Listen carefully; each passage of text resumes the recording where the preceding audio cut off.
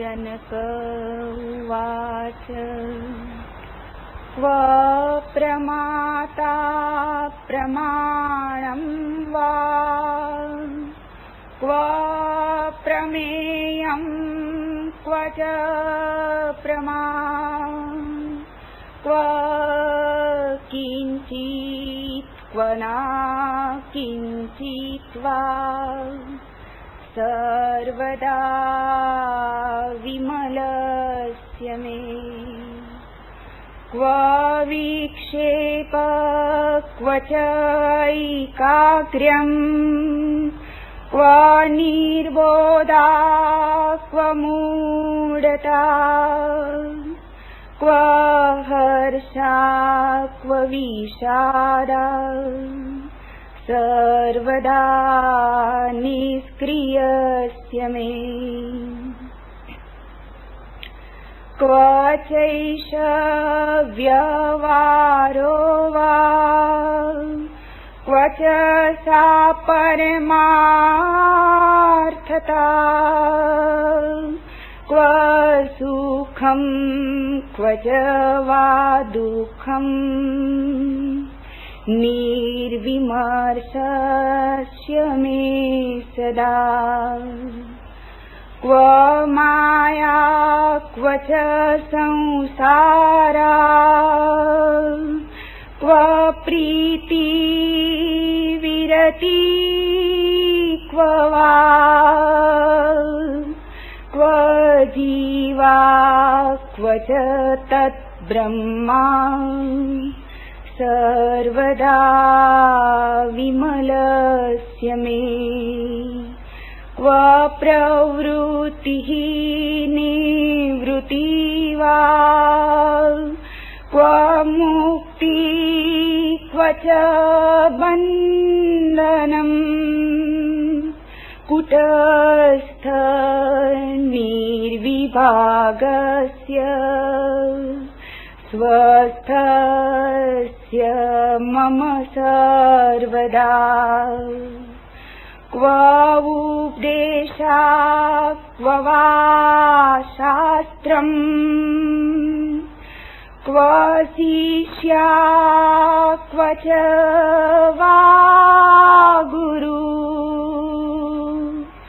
क्व च अस्ति पुरुषार्थवा निरुपाधे शिवस्य मे क्व चास्ति क्व च वा नास्ति क्व अस्ति च एकं क्व च द्वयम् बहुनात्र किम् उक्तेन किञ्चित् न उत्तिष्ठते मम।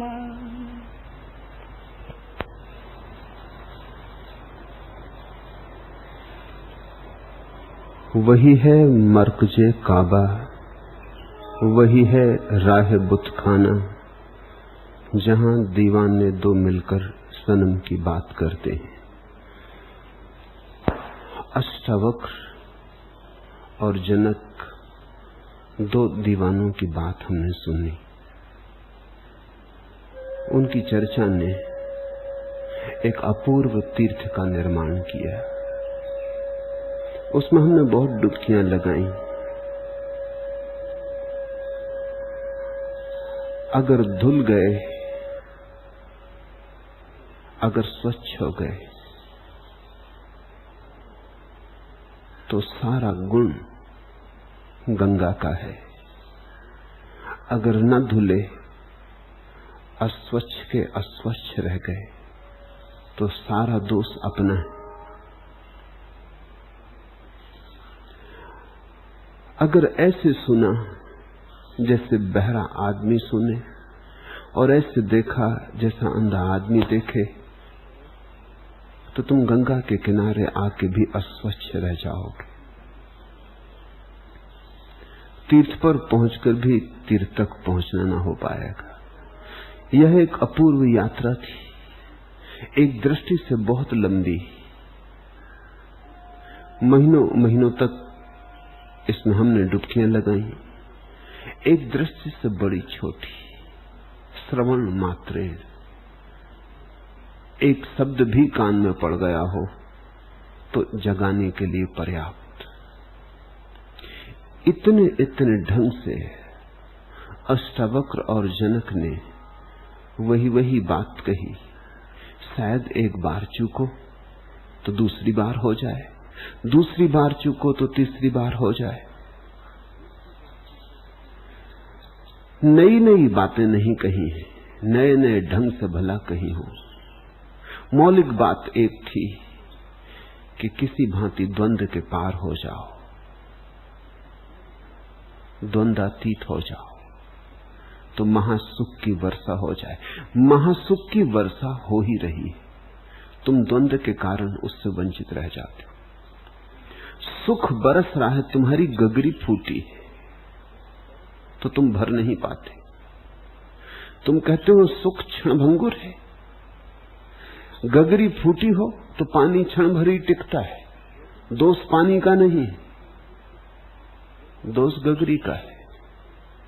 गगरी न फूटी हो तो पानी सदा के लिए टिक जाए। अमृत बरस रहा है, एक क्षण को भी उसकी रसधार रुकती नहीं, अखंड है उसकी रसधार। लेकिन हम द्वंद्व में उलझे हैं तो चूक जाते।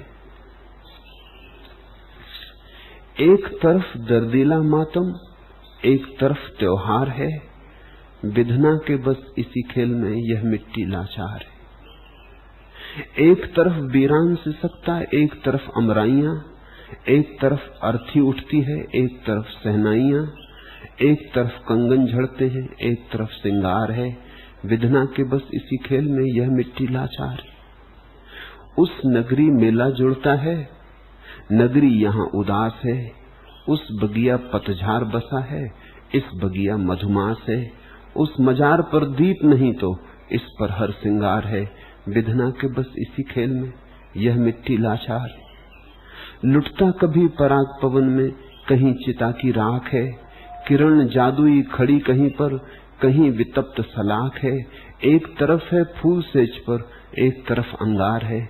विधना के बस इसी खेल में यह मिट्टी लाचार है। ऋण पर है अस्तित्व हमारा, उम्र सूद में जा रही। जब सब हिसाब देना होगा, घड़ी निकट वह आ रही। हाय हमारी देह सांस क्या, सबका सभी उधार है। विधना के बस इसी खेल में यह मिट्टी लाचार है। दुख ही दुख ज्यादा है जग में, सुख के क्षण तो अल्प है। 100 आंसू पर एक हंसी, यह विधना का संकल्प है। उस अनजान खिलाड़ी की तो बहुत निठर खिलवाड़ है। विधना के बस इसी खेल में यह मिट्टी लाचार है। ये जो दो में बटा होना है, इसको तुम विधि पर मत टालो। तुम्हारे गायक, तुम्हारे विचारक, तुम्हें सांत्वना देने वाले लोग इसे टालते कि ये विधि का खेल है। ये विधि का खेल नहीं, समझो ये तुम्हारा ही बनाया हुआ जाल है। कोई तुम्हें बांट नहीं रहा है, तुमने बंटने का निर्णय कर लिया है। तुम ही उत्तरदायी हो, कोई और नहीं। इसलिए तो अष्टावक्र कहते हैं कि श्रवण मात्रेण। समझो, अगर किसी और ने तुम्हारे जीवन को खंड खंड किया हो तो तुम अखंड ना कर सकोगे। जब कोई और खंड खंड करता है तो तब ही होगा अखंड, जब वही अखंड करेगा। तुम्हारे किए क्या होगा?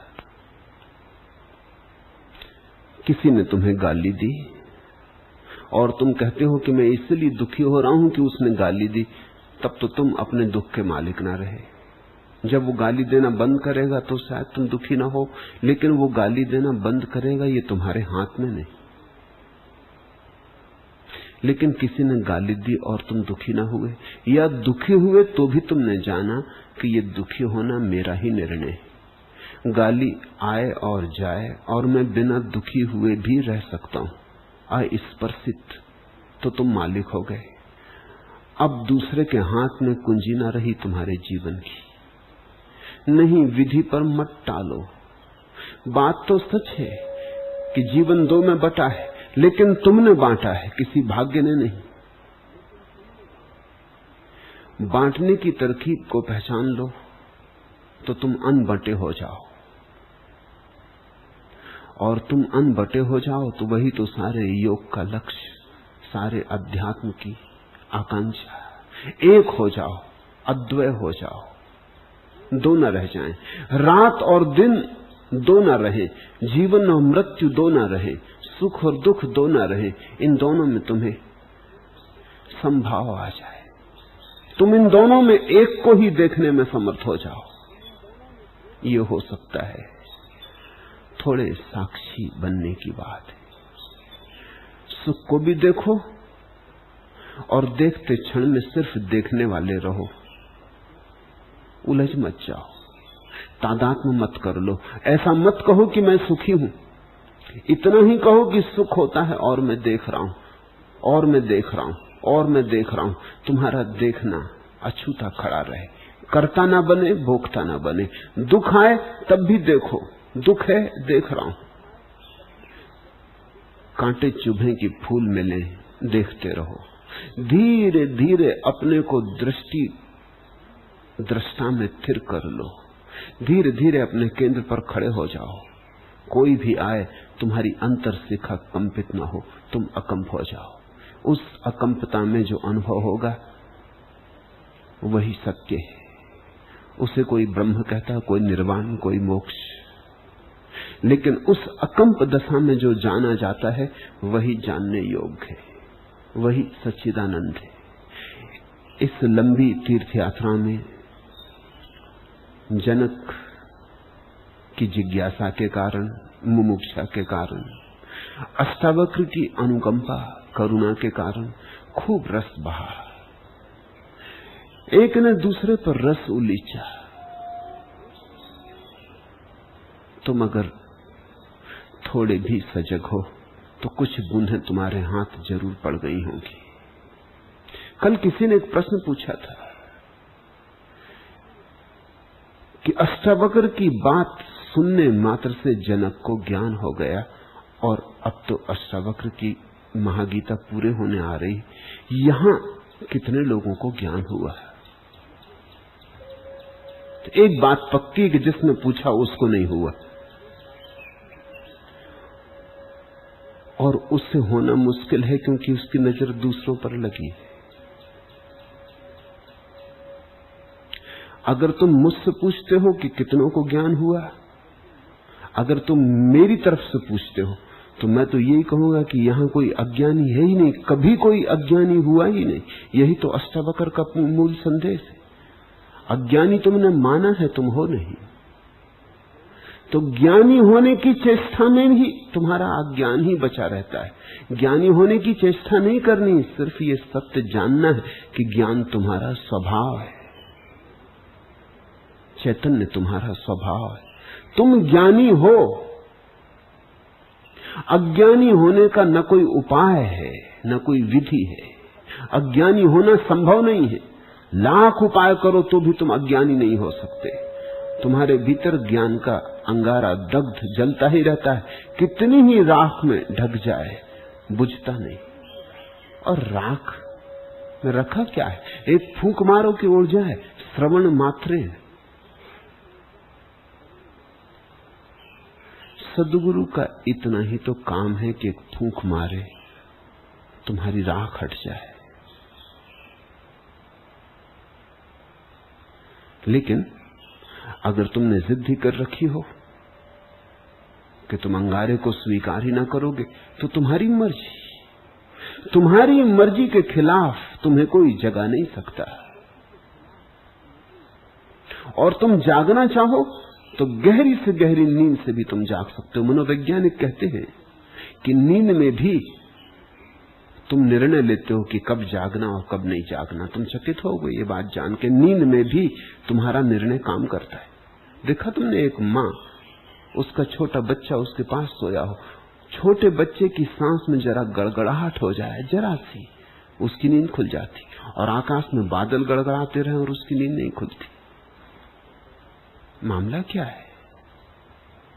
शायद क्या सुनना और क्या नहीं सुनना, इसकी भी नींद में व्यवस्था है। तुम इसके भीतर निर्णय कर रहे हो क्या सुनना क्या नहीं सुनना। यहां इतने लोग बैठे हो, तुम सब यहां सो जाओ आज रात, और कोई आके जोर से पुकारे राम राम कहां है, तो सब सोए रहेंगे, किसी को सुनाई ना पड़ेगा। लेकिन जिसका नाम राम है उसे सुनाई पड़ जाएगा। वो कहेगा कौन भाई आधी रात जगाने आ गया। सब सोए थे, किसी को सुनाई नहीं पड़ना चाहिए, या सभी को सुनाई पड़ना चाहिए। लेकिन राम को सुनाई पड़ गया। राम ने निर्णय रखा है अपने भीतर कि अगर कोई राम नाम ले, ये मेरा नाम है तो मैं सुनूंगा, किसी और का नाम ले तो मैं नहीं सुनूंगा। किसी के और के नाम से मुझे क्या लेना देना है। नींद में भी कोई निर्णय कर रहा है कि जागूं या न जागूं, जागने योग्य बात है या जागने योग्य बात नहीं। तो तुम्हारे निर्णय के खिलाफ तो तुम्हें कोई भी नहीं जगा सकता। तुम अगर मन में तो चाहते हो कि सुबह 5 बजे उठना नहीं है, बड़ी सर्दी है, लेकिन पत्नी पीछे पड़ी कि चलना है मंदिर, जल्दी चलना है, तो तुम अलार्म भर देते हो बेमन से। भरते वक्त भी तुम जानते हो कि उठने की इच्छा तो नहीं है। तुम सुबह अलार्म सुनोगे नहीं, अलार्म बजेगा, तुम सुनोगे कि मंदिर में घंटियां बज रही हो, तुम मंदिर में पहुंच गए, सपना देखोगे। तुम अलार्म की घंटी को मंदिर की घंटी बना लोगे और एक सपने में डूब जाओगे। तुम कहोगे अच्छा हुआ आ गए, चलो मंदिर आ गए, पत्नी की बड़ी इच्छा थी, बात भी पूरी हो गई, और तुम सोए भी रहे। ऐसा भी हो जाता है कि नींद में ही आदमी हाथ उठा के अलार्म घड़ी बंद कर देता और सुबह कहता है कि हुआ क्या, मुझे उठना था, घड़ी बजी क्यों नहीं। नींद में भी तुम्हारा निर्णय ही काम करता है। जिसे तुम अपना जीवन कह रहे हो, ये ज्ञानियों की दृष्टि से एक आध्यात्मिक निद्रा है।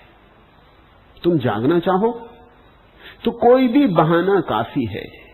एक सूखे पत्ते का गिरना वृक्ष से काफी है, उससे तुम्हें अपनी मौत की याद आ जाएगी। याद आ जाएगी कि एक दिन अपने को भी गिर जाना होगा, उतना जगाने के लिए काफी।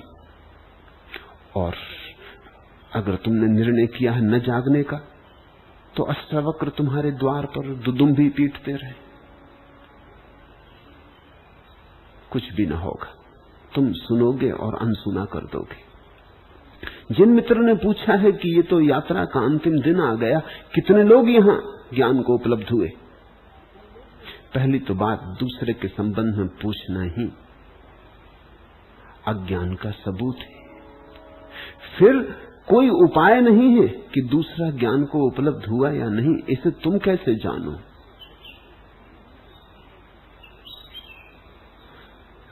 पूछने वाले ने यह भी कहा है कि अगर हमें पता चल जाए कितने लोग उपलब्ध हुए तो इससे हमें भरोसा आएगा। अष्टावक्र ज्ञान को उपलब्ध हुए, इससे तुम्हें भरोसा नहीं आया। कृष्ण ज्ञान को उपलब्ध हुए, इससे तुम्हें भरोसा नहीं आया। बुद्ध ज्ञान को उपलब्ध हुए, इससे तुम्हें भरोसा नहीं आया। राम, कबीर, नानक, मोहम्मद, फरीद, इनसे तुम्हें भरोसा नहीं आया। और चूहड़मल फूहड़मल ज्ञान को उपलब्ध हो जाएंगे तो तुम्हें भरोसा आ जाएगा।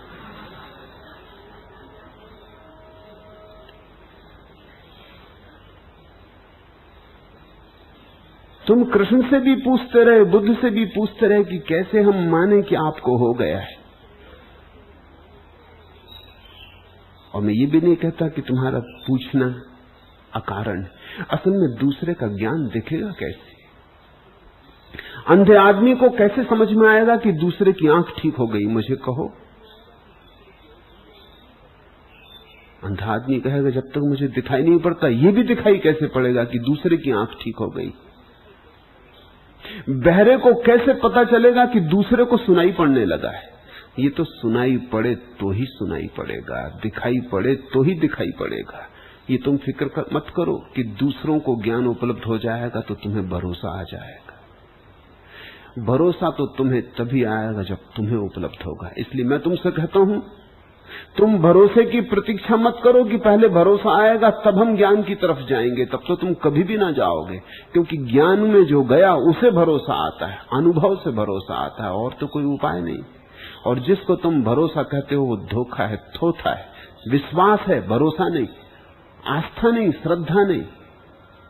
मान लेते हो कि हुआ होगा, मान लेते हो कि कौन झंझट करे, मान लेते हो कि कौन विवाद में पड़े, या कि मान लेते हो क्योंकि भीतर वासना है कि कभी हमको भी हो, इसलिए मान लेते हैं कि औरों को भी हुआ होगा या होता होगा, मगर भरोसा आ नहीं सकता। कैसे आएगा? जिस आदमी ने मधु का स्वाद नहीं लिया, लाख लोग कहते रहे कि बहुत मीठा है, बड़ा स्वादिष्ट है, उसे कैसे भरोसा आएगा? और जो आदमी मधु को लेने गया था और उल्टा मधु तो मिला नहीं, मधुमाखियों ने चीथ डाला, उसको तुम भरोसा दिलवाओगे कि मधु बड़ा मीठा? वो कहेगा क्षमा करो, अब और ना उलझाओ। एक दफा झंझट में पड़ गया तो सारा शरीर सूज गया था, दिनों तक घर बिस्तर में पड़ा रहा। मुझे तो एक ही अनुभव आता है कि बड़ा कड़वा है। मधु का स्वाद तो मधुमक्खी के डंक का स्वाद ही उसे मालूम होगा। लाख कोई तुमसे कहे कि मुझे परमात्मा का दर्शन हो रहा है, तुम कहोगे हमें तो कंकड़ पत्थर वृक्ष इत्यादि दिखाई पड़ते हैं, परमात्मा दिखाई नहीं पड़ता। तुम्हें वही दिखाई पड़ेगा जितना तुम देख सकते हो। दूसरे की तो चिंता ही मत करो, अपनी चिंता करो, तुम्हें हुआ या नहीं।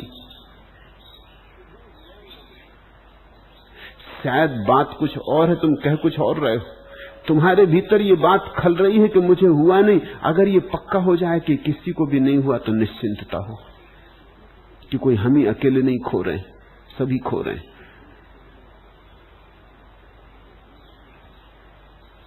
मुल्ला नसरुद्दीन के घर में आग लग गई, सारा पड़ोस जल गया। मैं उससे पूछा कि नसरुद्दीन बड़ा बुरा हुआ? उसने कहा कुछ खास बुरा नहीं हुआ। उसका मामला क्या? उसने कहा अपना क्या जला, पड़ोसियों का देखो, अपने पास था ही क्या? झोपड़ा था जल गया, पड़ोसियों के महल जल गए।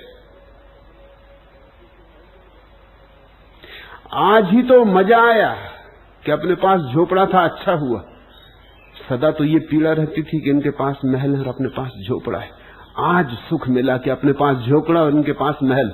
जला तब पता चला कि बड़ा मजा आया, प्रभु की बड़ी कृपा है। आदमी दूसरे से सोचता है। तुम्हें पता चल जाए कि किसी को नहीं हो रहा, तुम निश्चिंत हो गए। रोज तुम अखबार पढ़ लेते हो, देखते हो कितनी जगह डांके पड़े, कितने लोग मारे गए, कितना युद्ध हुआ, कितनी चोरियां हुई, कितने लोग बेईमानी कर रहे हैं, कितने लोग पत्नियों को ले भागे किसी की। तुम कहते हो हम ही भले करते हैं थोड़ा बहुत, मगर इतना थोड़ी। चित्त में बड़ी शांति मिलती, सांत्वना होती। तुम कहते ये रहे हो कि पता चल जाए कि दूसरों को हुआ तो आस्था आए, भरोसा आए। नहीं, तुम ये जानना चाहते हो कि किसी को ना हुआ हो, कहीं भूल चूक से किसी को हो ना गया हो। किसी को भी नहीं हुआ है तो निश्चिंत होकर फिर चादर ओढ़ के सो जाएं कि कोई हम ही नहीं भटक रहे, सारी दुनिया भटक रही, कुछ अड़चन नहीं। तुम अगर मुझसे पूछते हो तो मैं कहता हूं कि सबको हो गया है, सबको था ही। और सबसे मेरा मतलब ये नहीं कि जो यहां है, कहीं भी जो है, परमात्मा सबको मिली हुई संपदा है। तुम पहचानो या न पहचानो, तुम उपयोग करो ना उपयोग करो, तुम पर निर्भर है। तुम्हारे भीतर हीरा पड़ा है, टटोलो न टटोलो। बहुत जन्मों तक न टटोला तो शायद भूल भी जाओ, मगर इससे भी कुछ फर्क नहीं पड़ता। मैं तुमसे एक छोटी सी कहानी कहना चाहता। एक बादशाह ने अपने दरबारी मसखरे को खुश होकर पुरस्कार में एक घोड़ा दिया। घोड़ा बड़ा मरियल और कमजोर था। चल भी सकेगा ये भी संदिग्ध था। मस्करा तो मस्करा ठहरा। उसने सम्राट से तो कुछ न कहा, छलांग मार के घोड़े पर सवार हो गया और एक और चलने की कोशिश करने लगा या घोड़े को चलाने की कोशिश करने लगा। बादशाह ने आवाज देकर पूछा, बड़े मियां कहां चल दिए? उसने कहा, हुजूर जुम्मे की नमाज पढ़ने जा रहा हूं। पर सम्राट ने कहा, आज तो सोमवार है। उसने कहा, ये घोड़ा जुम्मे तक भी पहुंच जाए मस्जिद तो बहुत, अभी से चले तो ही पहुंच पाएंगे, और मस्जिद 2 कदम पर है। घोड़े घोड़ों की बात है, कौन पहुंचा नहीं पहुंचा इसकी फिक्र छोड़ो, घोड़े घोड़ों की बात है। मस्जिद 2 कदम पर थी, मैं तुमसे कहता हूं 2 कदम पर भी नहीं है। अष्टावक्र कह रहे हैं कि तुम्हारे भीतर है, और कल पहुंचोगे ऐसा भी नहीं है, घड़ी भर बाद पहुंचोगे ऐसा भी नहीं, तत्क्षण, इसी क्षण। जैसे बिजली कौन जाए ऐसी क्रांति होती। आंख बंद करके तुम अगर भीतर देखो तो अभी पहुंच गए, इसी क्षण पहुंच गए। कल पर टालने का प्रश्न ही नहीं है।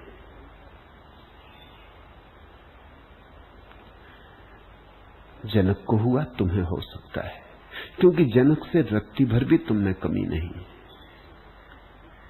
मुझे हुआ, तुम्हें हो सकता है, क्योंकि मुझसे रत्ती भर भी तुम में कमी नहीं है। और अगर नहीं हो रहा है तो याद रखना, तुमने कहीं गहरे में निर्णय कर रखा है कि अभी होने नहीं देना है। शायद न होने में तुम्हारा कुछ न्यस्त स्वार्थ है। शायद न होने में तुम अभी सोचते हो थोड़ा और रस ले लें, थोड़ा और टटोल लें, शायद संसार में कुछ हो। ये तो फिर कभी भी कर लेंगे। लोग मेरे पास आते हैं, कहते हैं अभी तो जिंदगी पड़ी, ध्यान करना जरूर है लेकिन आखिर में कर लेंगे, अभी बूढ़े थोड़ी हो गए, जब बूढ़े हो जाएंगे तब कर लेंगे।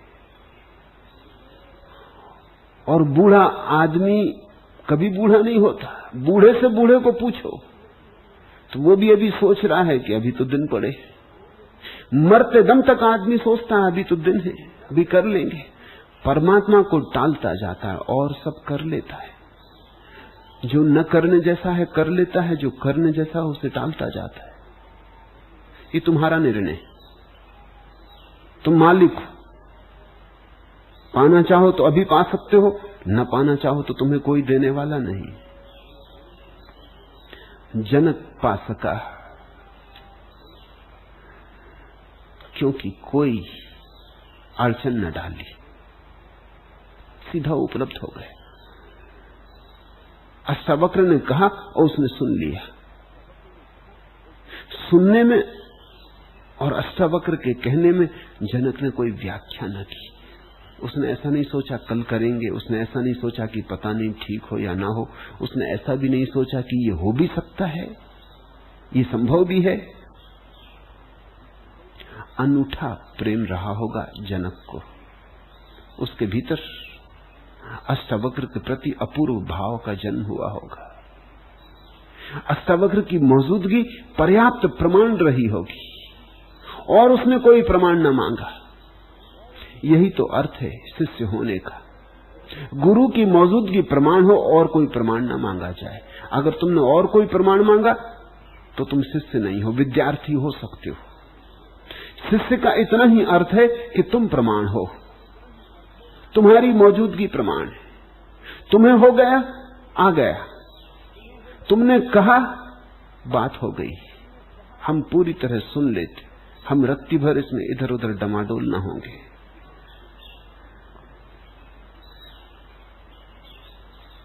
लेकिन कुछ कहा जाता है, कुछ तुम सुन लेते हो। तुम जो सुनना चाहते हो वही सुन लेते हो।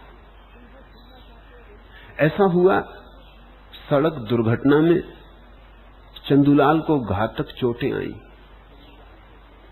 एक कार वाले ने उन्हें अपनी कार में डाला और पास ही के एक निर्जन से स्थान पर छोड़ के आगे बढ़ गया।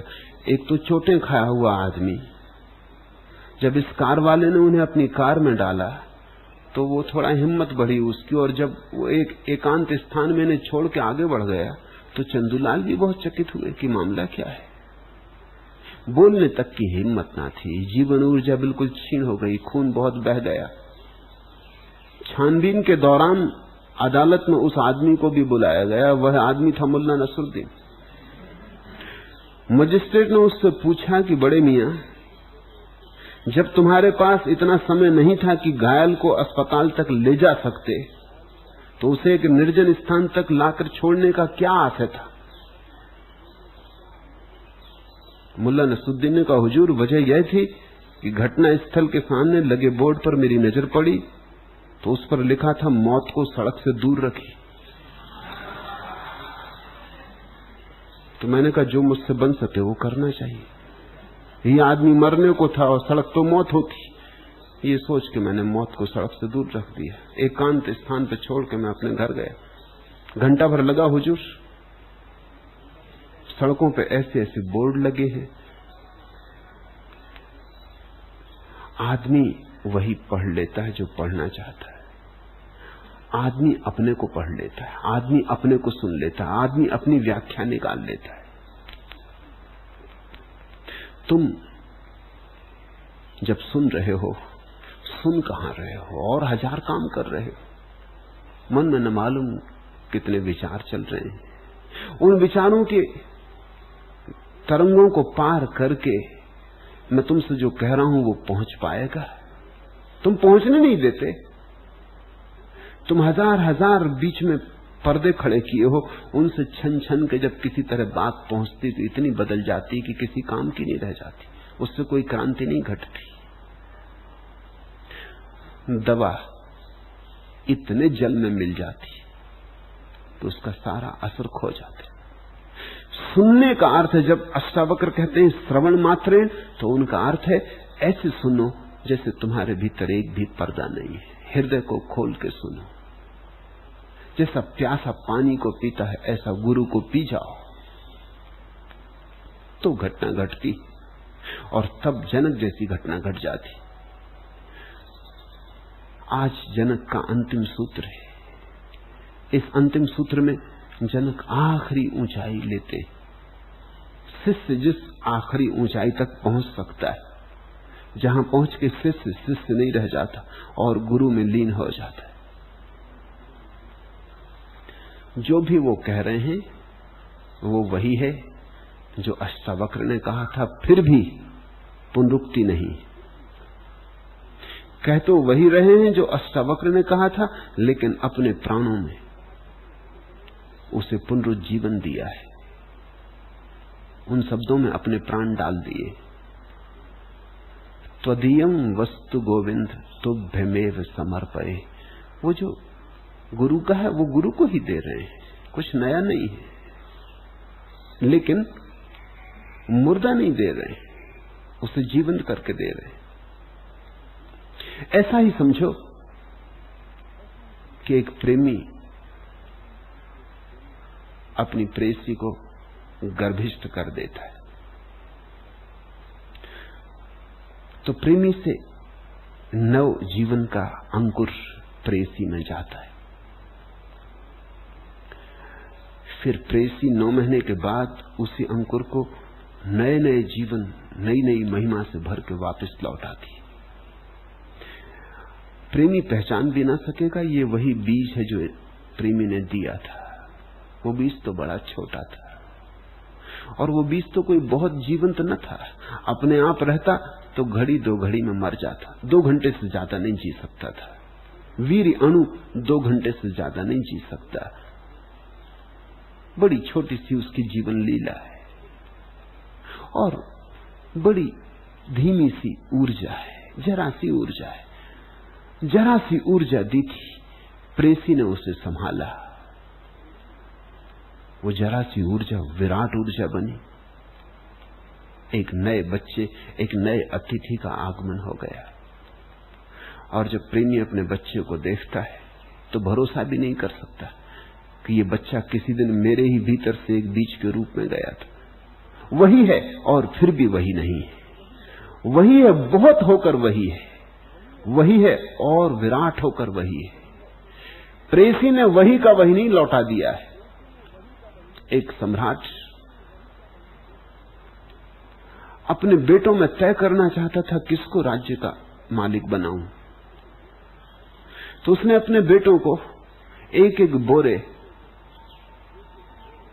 फूलों के बीज दिए और कहा तुम संभाल के रखना, मैं तीर्थ यात्रा को जा रहा हूं, वर्ष लगे 2 वर्ष लगे, जब लौटूंगा तब ये बीज मैं तुमसे वापस चाहता हूं, संभाल के रखना, इस पर तुम्हारा भाग्य निर्भर है। क्योंकि जो व्यक्ति इन बीजों को ठीक से सम्यक रूप में लौटा देगा वही मेरे राज्य का मालिक होगा। तीनों बेटे बड़े विचार किए, बड़े हिसाब लगाए। एक बेटे ने सोचा कि कहीं खो जाएं, कहीं गुम जाएं, चोरी चले जाएं, कुछ हो जाए, झंझट हो जाए तो राज्य गंवा बैठूंगा। तो उसने तिजोरी में बीज बंद करके खूब बड़े ताले लगा के कुंजियां संभाल के रख ली। होशियारी तो दिखाई, लेकिन कई दफा होशियारी बड़ी मूर्खतापूर्ण हो जाती। अब बीज तिजोरियों में बंद नहीं किए जाते, बीज सड़ गए जब तक बाप आया। जब निकाला तो वहां से बदबू निकली, बीज तो निकले नहीं, राख का ढेर निकला और सड़ांध और बास। जो फूल बन सकते थे वो दुर्गंध बन गए, जो सुगंध बन सकते थे वो दुर्गंध बन गए। एक अर्थ में लड़के ने बचाया, लेकिन अकल न थी, समझ न थी। दूसरे लड़के ने सोचा कि झंझट का काम है बीजों को घर में रखना, पता नहीं कब लौटे कब न लौटे, इनको बाजार में बेच दो, पैसा संभाल के रख लो, जब बाप आएगा बाजार से फिर बीज खरीद के दे देंगे। ये दूसरे से थोड़ी ज्यादा बुद्धिमानी थी, लेकिन फिर भी बहुत बुद्धिमानी न थी। बीज तो उसने बेच दिए, पैसे संभाल के रख लिए। पैसे संभाल के रखना सदा आसान है, इसलिए तो लोग पैसे को इतना संभाल के रखते हैं और सब बेच देते, पैसे को संभाल के रख लेते। क्योंकि पैसे में सभी कुछ संचित है, जब मौका होगा खरीद लेंगे, फिर खरीद लेंगे।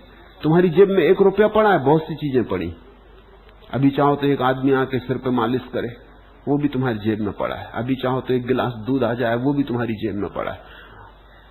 1000 काम हो सकते हैं 1 रुपए से, सब विकल्प मौजूद है।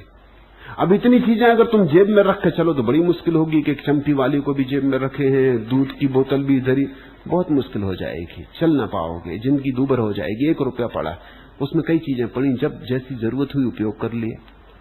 चौपाटी पहुंच गए, चंपी करवा ली, कि दूध पी लिया, कि गरीब को दान दे दिया, कुछ भी हो सकता है। रुपए में 1000 विकल्प की संभावना, रुपए में बड़ी स्वतंत्रता है। तो उसने सोचा कि बीज कभी भी खरीद लेंगे, बीज की क्या दिक्कत है, रुपए संभाल के रख लिए। लेकिन बाप जब आया तो भागा बाजार। बाप ने कहा कि नहीं, जो मैंने दिए थे वही वापस चाहिए। ये तो शर्त ही थी कि जो दिए थे वही वापस। ये तो बात ही ना थी कि तू इनको बेचेगा खरीदेगा, ये तो तूने मेरी अमानत को सुरक्षित ना रखा। तीसरे बेटे ने सोचा कि बीज कोई वस्तु थोड़ी है, बीज तो संभावना है। समझो, बीज कोई वस्तु नहीं है, बीज तो एक प्रक्रिया है, बीज तो एक संभावना है, फूल होने की एक यात्रा है। बीज तो एक तीर्थ यात्रा है, एक प्रोसेस। बीज कोई चीज नहीं है, कंकड़ एक चीज है, क्योंकि कंकड़ ना बढ़ता ना बड़ा होता, ना कुछ हो सकता, जो होना था हो चुका है। कंकड़ मुर्दा है, बीज जीवंत है, जीवन की प्रक्रिया है। उसने सोचा जीवन की प्रक्रियाओं को तिजोरियों में बंद नहीं किया जाता, अन्यथा वे मर जाती, और जीवनों को बेचा नहीं जाता। बेचने में तो बड़ी निर्दयता है, तो क्या किया जाए। उसने जाके बगीचे में बीज बो दिए। जब बाप 3 साल बाद लौटा तो एक बोरे की बात, हजारों बोरे बीज थे। और जब बाप को ले जाकर उसने दिखाया, उसने कहा कि ये रहे आपके बीज। तो बाप ने कहा मैं खुश हूं, क्योंकि अगर बीज दिए जाएं तो उसका अर्थ ही यह है कि उनको बढ़ा के लौटाना। बीज का अर्थ ही यह है कि बड़ा करके लौटाना। तू मेरे राज्य का मालिक है, तेरे हाथ में राज्य दूंगा तो बढ़ेगा, फैलेगा। पहले के हाथ में तिजोरी में बंद होगा, मर जाएगा, दूसरे के हाथ में बिक जाएगा। तेरे हाथ में बढ़ेगा, समृद्ध होगा, विस्तीर्ण होगा, बड़ा होगा। तू मालिक, तू प्रक्रिया को समझा। अष्टावक्र ने जो बीज दिए हैं जनक को, जनक ने उनको जन्म दे दिया। बीज अनूठे थे और अनूठा उनसे जन्म हुआ। ख्याल करना, तुम बड़े अजीब हो। तुम कभी व्यर्थ के बीजों को तो खूब संभाल लेते हो और सार्थक बीजों को छोड़ते चले जाते हो। एक आदमी राह से जा रहा है और गाली दे देता है, तुम गाली को संभाल कर रख लेते हो जैसे कोई महामंत्र। इसको तुम वर्षों संभाल के रखोगे, इसको 20 साल बीत जाएंगे तो भी तुम ताजा रखोगे, हरी रहेगी ये बात। 20 साल के बाद भी ये आदमी देखेगा तो गाली फिर जिंदा हो जाएगी, फिर मरने मारने का मन होने लगेगा। घाव को तुम भरने न दोगे, उखेरते रहोगे। घाव में मवाद पड़ती ही रहेगी, घाव सड़ता रहेगा, नासूर बनता रहेगा। गाली को तो ऐसा संभाल के रख लेते हो। लेकिन अगर अष्टावक्र जैसा कोई वचन देने वाला मिले, पहले तो तुम सुनते ही नहीं, सुन भी लो तो भूल जाते हो। 20 साल की बात पूछ रहे हो, 2 घंटे बाद तुम वही ना कह सकोगे जो कहा गया है। हाँ, गाली तुम 20 साल बाद भी वैसी की वैसी दोहरा दोगे, उसमें तुम्हारी कुशलता बड़ी।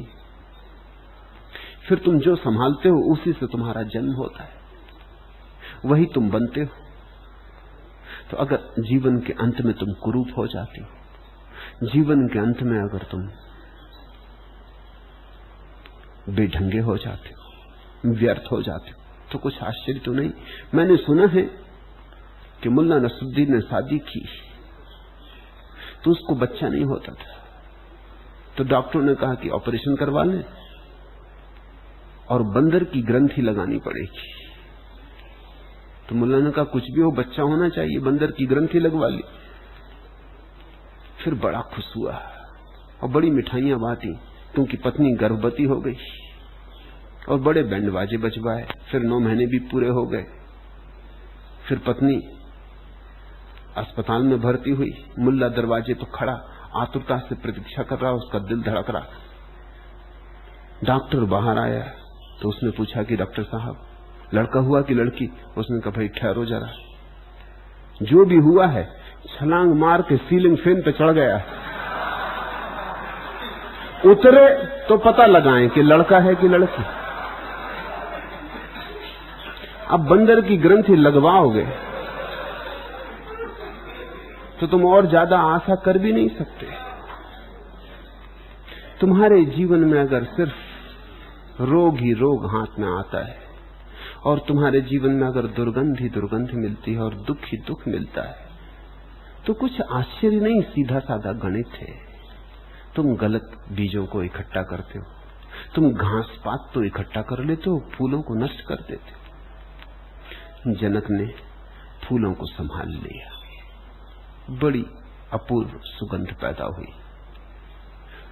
उसी सुगंध के आज अंतिम सूत्र है। पहला सूत्र, क्वा प्रमाता प्रमाणम वा क्वा प्रमेयम क्वाचा प्रमा क्वा किंचित क्वा न किंचित वा सर्वदा विमलस्य में। सर्वदा विमल रूप मुझको कहां प्रमाता है और कहां प्रमाण है, कहां प्रमेय है और कहां प्रमाण है, कहां किंचित है और कहां अकिंचित है। प्रमाता का अर्थ होता है ज्ञाता, प्रमाण का अर्थ होता है ज्ञान के साधन जिनसे ज्ञान उत्पन्न होता है, प्रमेय का अर्थ होता है जो जाना जाए ज्ञेय, प्रमा का अर्थ होता है ज्ञान। जनक कह रहे हैं कि अब न तो मुझे कुछ ज्ञान जैसा है, न मेरे भीतर ज्ञाता जैसा कुछ बचा, न कुछ ज्ञेय शेष रहा, न ज्ञान के कुछ साधन बचे। ये सारे भेद तो अज्ञान के हैं। अब तुम समझना, ये बड़ी क्रांतिकारी बात है। अगर तुम पंडितों से पूछो तो वो कहेंगे ये भेद ज्ञान के, प्रमाता, प्रमाण, प्रमेय, प्रमा। प्रमा का अर्थ होता है ज्ञान, प्रमाणिक ज्ञान का नाम प्रमा। जिससे प्रमा सिद्ध हो वो प्रमाण, जिसके ऊपर सिद्ध हो वो प्रमाता, जिसके संबंध में सिद्ध हो वो प्रमेय। ये तो ज्ञान का विभाजन, इसको तो पूरा का पूरा एपिस्टेमोलॉजी, ज्ञान मीमांसा कहते। और जनक कह रहे हैं अब ये कुछ भी नहीं बचे, न कोई जानने वाला है न कुछ जाना जाने वाला। दो तो गए, तो अब कैसा सब्जेक्ट कैसा ऑब्जेक्ट, अब कैसा ज्ञाता और कैसा ज्ञेय, अब कौन दृष्टा और कैसा दर्शन। दो तो रहे नहीं, ये तो दो हों तो ये बातें घट सकती। जब एक ही बचा तो कौन जाने, किसको जाने, कैसे जाने, क्या जाने। ज्ञान की अंतिम घड़ी में ज्ञान भी समाप्त हो जाता है, ये सूत्र का मूल है। इसलिए तो सुकरात ने अंतिम क्षणों में कहा मैं कुछ भी नहीं जानता हूं। उपनिषद कहते हैं जो कहे मैं जानता हूं, जान लेना कि नहीं जानता, और जो कहे कि मैं नहीं जानता हूं, पकड़ लेना उसका पीछा, वहां कुछ है, उसे कुछ मिला है।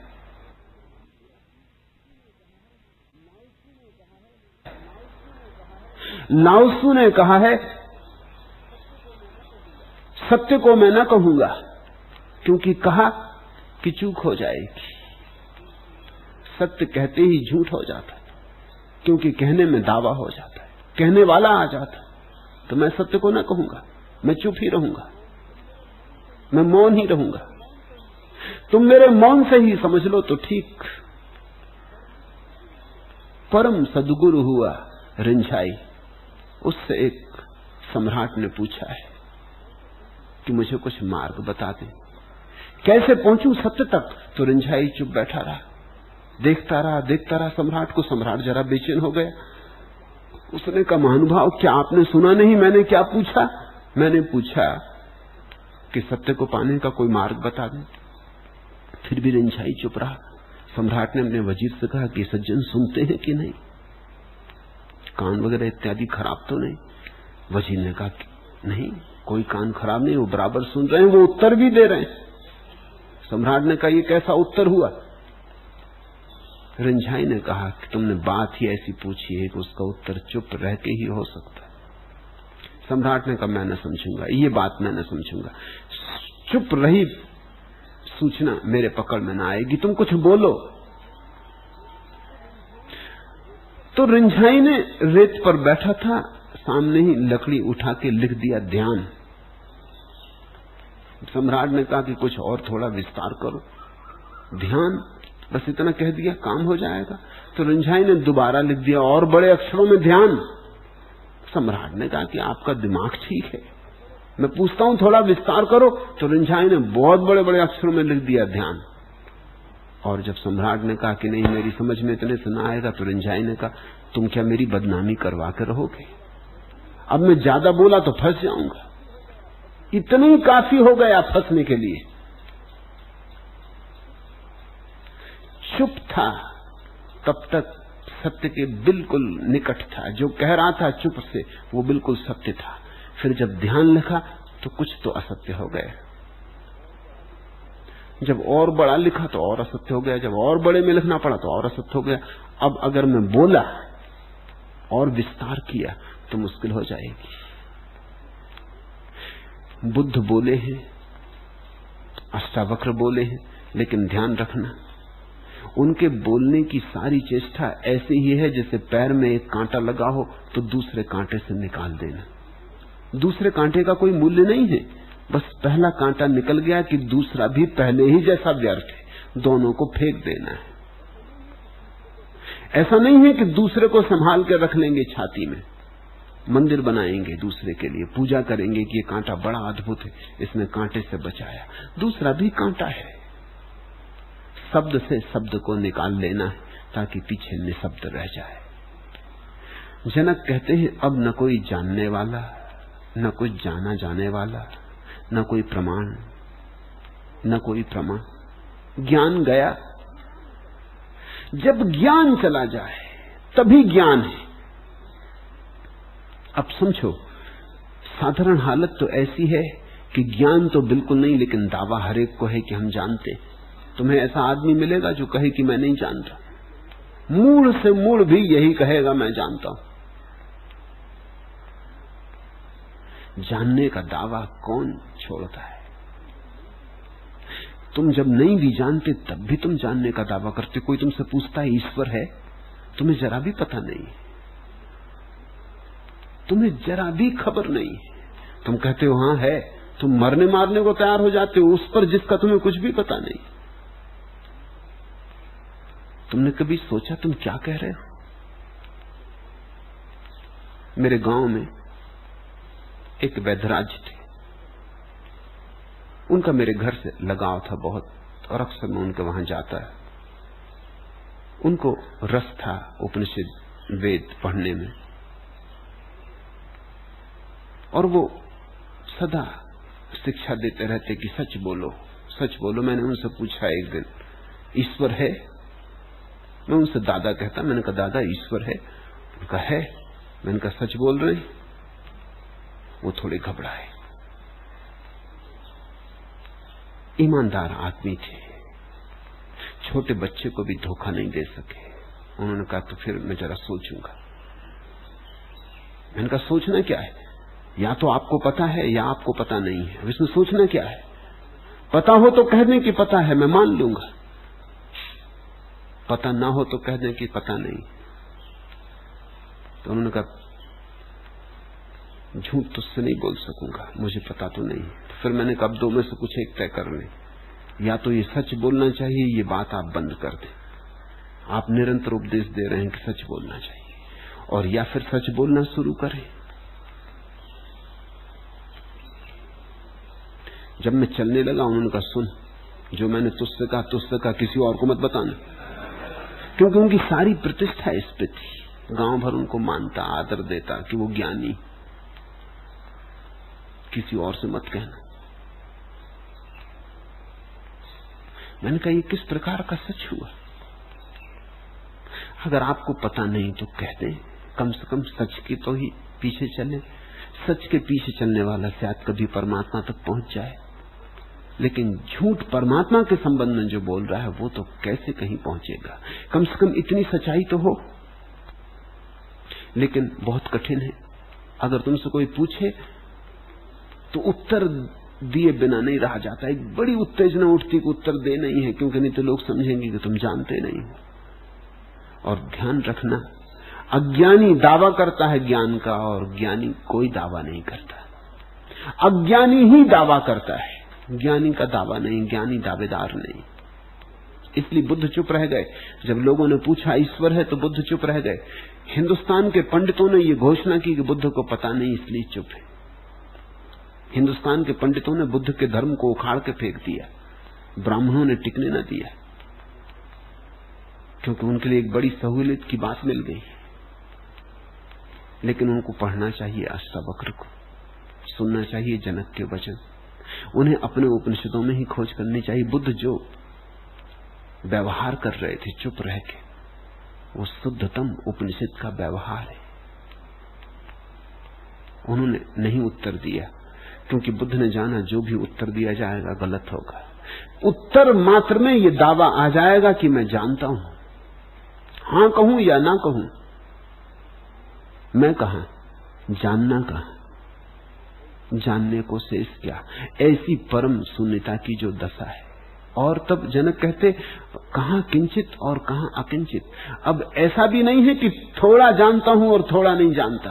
कहां किंचित कहां अकिंचित, इस बात को भी समझना। तुम कई दफा किसी से कहते हो कि मुझे तुमसे बहुत प्रेम है, तुमने शायद कभी विचार नहीं किया प्रेम भी बहुत और थोड़ा हो सकता है। प्रेम होता है या नहीं होता, ये बात समझ में आती, लेकिन थोड़ा और ज्यादा कैसे होता है? प्रेम थोड़ा और ज्यादा कैसे हो सकता है? शायद तुमने बहुत सोच विचार के नहीं बात कही, शायद तुमने बहुत होशपूर्वक नहीं कही। ये तो ऐसे हुआ कि कोई आदमी एक लकीर खींच दे और कहे कि ये आधा वर्तुल है। आधा वर्तुल नहीं होता, वर्तुल तो तब होता है तब पूरा ही होता है। अगर आधा है वर्तुल तो वर्तुल नहीं है, लकीर ही है, कुछ और होगा, वर्तुल नहीं है। शून्य आधा थोड़ी होता है, कम ज्यादा थोड़ी होता है। पूर्ण भी कम ज्यादा थोड़ी होता है, पूर्ण ही होता है। जीवन में जो परम मूल्य है उनके खंड नहीं होते। इसलिए जनक कहते हैं कहां किंचित और कहां अकिंचित। अब ना तो मैं ये कह सकता हूं कि मैंने थोड़ा पाया, ना मैं ये कह सकता हूं कि मैंने ज्यादा पाया। तुलना, सापेक्षताएं, मात्राएं सब खो गई। एक गुणात्मक रूपांतरण हुआ, एक क्रांति हुई है। पुराना सब गया, उससे जरा भी संबंध नहीं रहा। और जो नया हुआ है वो इतना नया है कि उसको पुरानी भाषा में ढाला नहीं जा सकता। पुराने और नए में सारे संबंध विच्छिन्न हो गए, सातत्य टूट गया है।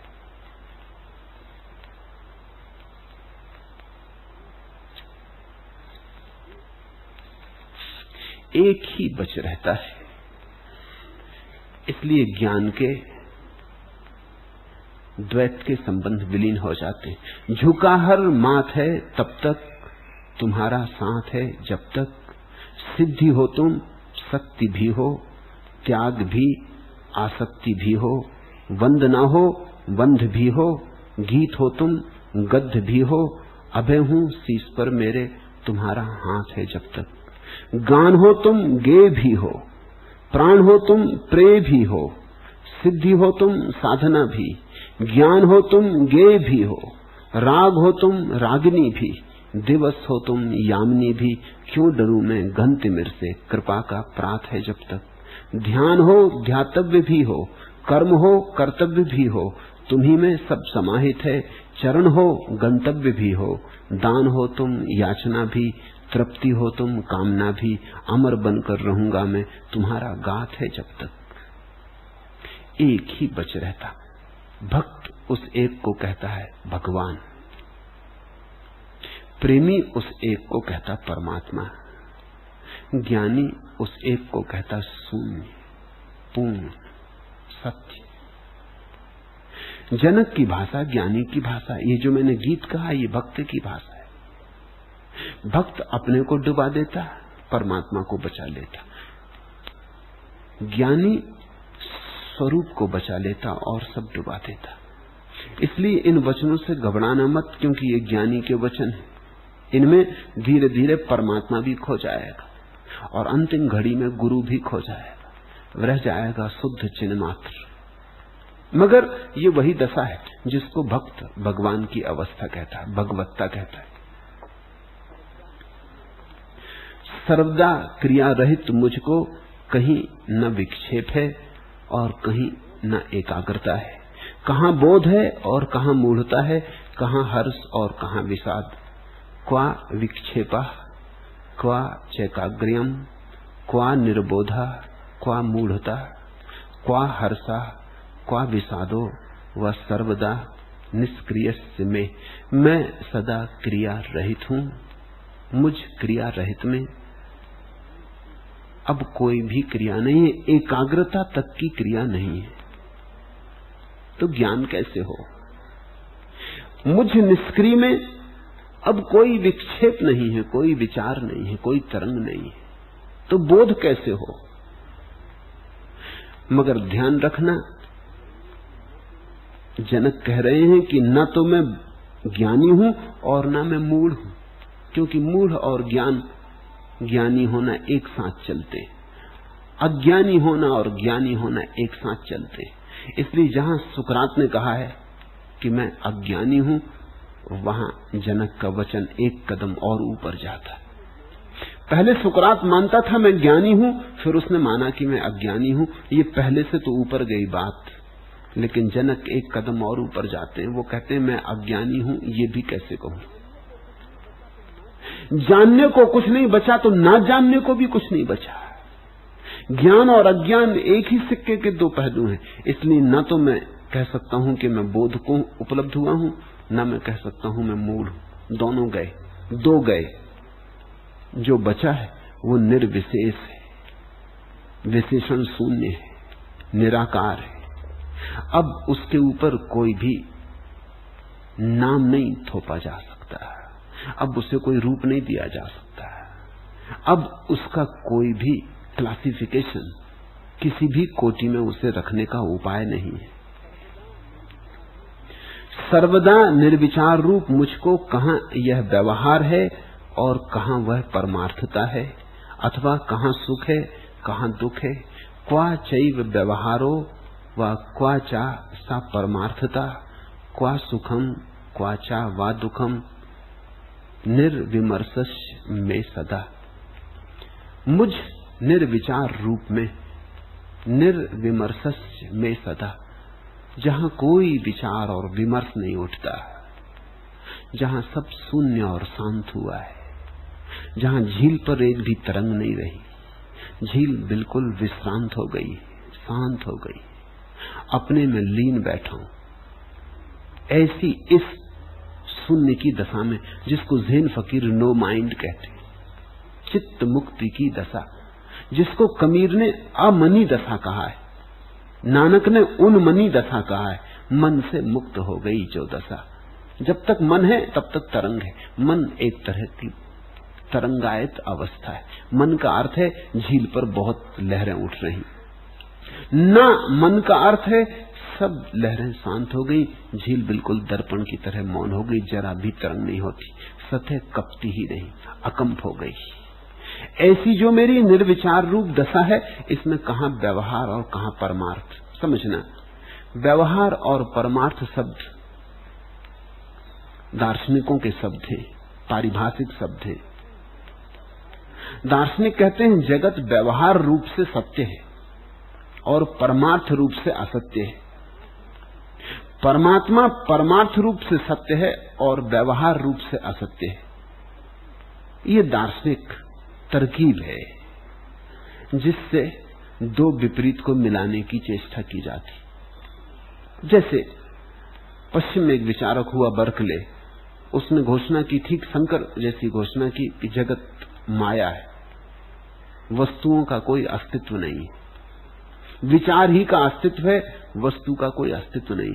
वो डॉक्टर जॉनसन के साथ घूमने गया था। रास्ते पर उसने उनसे कहा कि मैं किताब प्रकाशित कर रहा हूं, उसमें मैंने ये सिद्ध किया है कि वस्तुओं का कोई अस्तित्व नहीं है, केवल विचार का अस्तित्व है। डॉक्टर जॉनसन तो जिद्दी किस्म का आदमी था, उसने एक पत्थर उठा के और बर्कले के पैर पे दे मारा। लहूलुहान हो गया पैर, खून बहने लगा और बर्कले उसे पकड़ के बैठ गया और जॉनसन हंसने लगा। उसने कहा वस्तुओं का कोई अस्तित्व नहीं है। तो इस पत्थर के कारण चोट कैसे लगी, खून कैसे बहा? बर्कले कोई उत्तर न दे सका। बर्कले ने पश्चिम में नई नई ये बात कही थी, उसको पूरब का कुछ पता नहीं था। पूरब में ये बहुत पुरानी बात है, इसके उत्तर बहुत खोज लिए गए।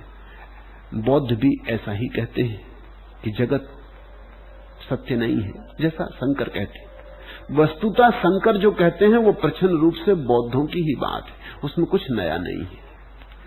ऐसा कहा जाता है कि एक बौद्ध भिक्षु को एक सम्राट ने पकड़ लिया और उसने कहा कि मैंने सुना है कि तुम कहते हो जगत असत्य सिद्ध करना होगा। उसने कहा कि सिद्ध कर देता हूं। उसने बड़े तर्क दिए और जगत को असत्य सिद्ध किया जा सकता है। समझो कि तुम यहां मेरे सामने बैठे हो, कैसे सिद्ध करें कि तुम असत्य हो? उस दार्शनिक ने कहा कि रात सपने में भी मैं देखता हूं कि लोग सामने बैठे, सुबह जाग के पाता हूं कि नहीं। तो अभी भी क्या पक्का है कि लोग बैठे ही हों? अभी भी क्या पक्का है कि सुबह जाग के मैं नहीं पाऊंगा कि असत्य नहीं? च्वांग-त्सू ने कहा रात मैंने सपना देखा कि मैं तितली हो गया। फिर सुबह उठ के मैं बड़ा चिंतन करने लगा, विचार करने लगा कि तो बड़ी उलझन हो गई।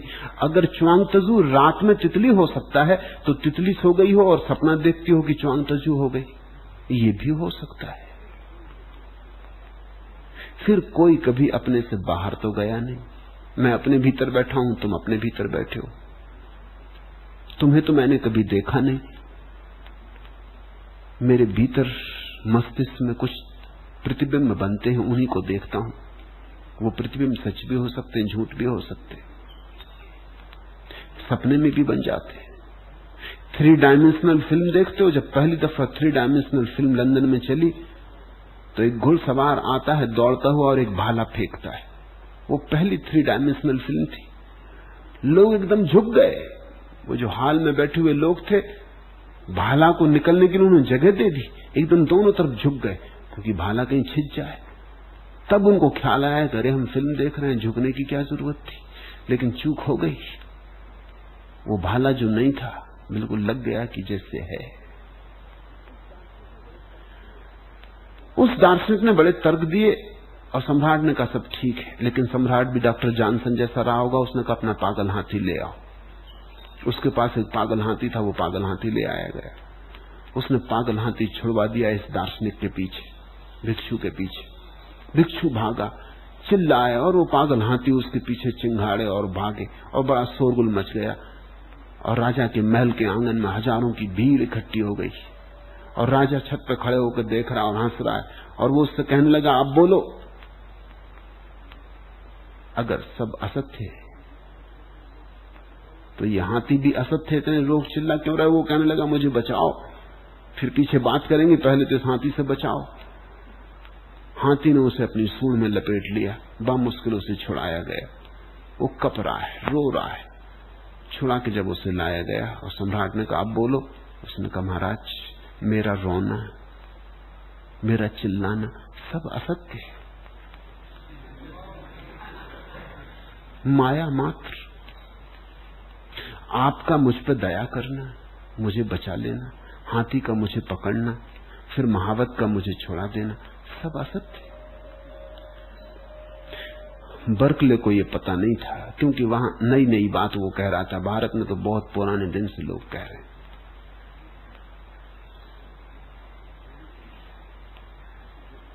लेकिन जो असत्य कहा जाता है, माया कही जाती, वह भी है तो किसी तरह है, सपने ही सही, सपने जैसी ही सही, मगर सपना भी तो है। तो इस सपने को कहते हैं व्यवहारिक सत्य। आभास होता है, वस्तुता नहीं है। और परमात्मा को कहते हैं आभास भी नहीं होता उसका, और वस्तुता है। जब कोई समाधि में जागेगा तब परमात्मा को जानेगा और संसार खो जाएगा।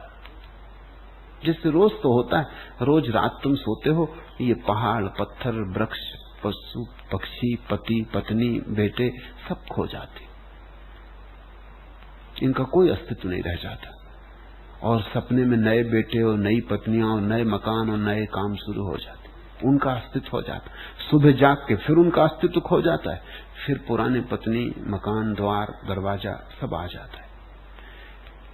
ध्यानी कहते हैं कि ऐसा ही एक जागरण समाधि में घटित होता है, जब सब विचार शांत हो जाते, परम जागरण। उस जागरण में ये जगत जो अभी दिखाई पड़ रहा है असत्य मालूम होने लगता है, आभास मात्र, प्रतीति मात्र, स्वप्नवत। और परमात्मा सत्य मालूम होने लगता है, जिसका कि पहले आभास भी नहीं होता था। लेकिन जनक की बात इससे भी ऊपर जाती है। वो कहते हैं, क्या व्यवहार और क्या परमार्थ। न संसार बचा है, न मोक्ष बचा है। असत्य तो गया ही गया, उसके साथ साथ सत्य भी जा चुका है। क्योंकि सत्य और असत्य एक ही तराजू के दो पलड़े थे, वो भिन्न भिन्न नहीं थे। जब झूठ ही गया तो सच कैसे बचेगा? इसे कभी तुमने सोचा? रावण को हटा दो तो रामायण खराब हो जाएगी, बच नहीं सकती। अकेले राम से नहीं चलेगी कि तुम चला लोगे। रावण को काट दो बिल्कुल रामायण से, फिर बनाओ रामायण। या कभी रामलीला करो, रावण को हटा दो, बस बिना ही रावण के चलने दो रामलीला, तुम पाओगे चलती ही नहीं। थोड़े राम उछलेंगे, कूदेंगे, करेंगे क्या? इधर उधर जाएंगे, करेंगे क्या? रावण के बिना नहीं चलती। और राम को हटा लो तो रावण भी व्यर्थ हो जाता है। साथ साथ उनकी सार्थकता है। शुभ और अशुभ साथ साथ जुड़े, सच और झूठ साथ साथ जुड़े, सुंदर असुंदर साथ साथ जुड़े, एक ही साथ उनकी सार्थकता है। लाओ त्सु ने कहा है, जब तक दुनिया में साधु हैं तब तक असाधु भी रहेंगे। बात ठीक कही। जिस दिन असाधु मिटेंगे उस दिन साधुओं को भी मिट जाना होगा। होनी चाहिए एक ऐसी दुनिया जहां न साधु हो न असाधु हो, और वहां जीवन सरल होगा, वहां जीवन परम निसर्ग को उपलब्ध होगा, वहां जीवन में तथाता होगी, ऋत होगा। न कोई साधु न कोई असाधु, न कोई राम न कोई रावण। इसको ख्याल करो। तुम्हारे साधु असाधुओं को मिटाने में लगे रहते हैं कि जो भी असाधु आए उसको साधु बनाओ, पर उनको पता नहीं कि असाधु अगर मिट जाएं तो साधु भी ना बचेंगे। उस आत्महत्या में लगे। बुरे आदमी के सहारे ही भला आदमी जी रहा है, दुर्जन के सहारे सज्जन की इज्जत है। वो जो लोग कारागृह में बंद हैं उनके कारण तुम कारागृह के बाहर हो, नहीं तो तुम बाहर कहां। वो जो लोग पागल हैं उनके कारण तुम स्वस्थ हो,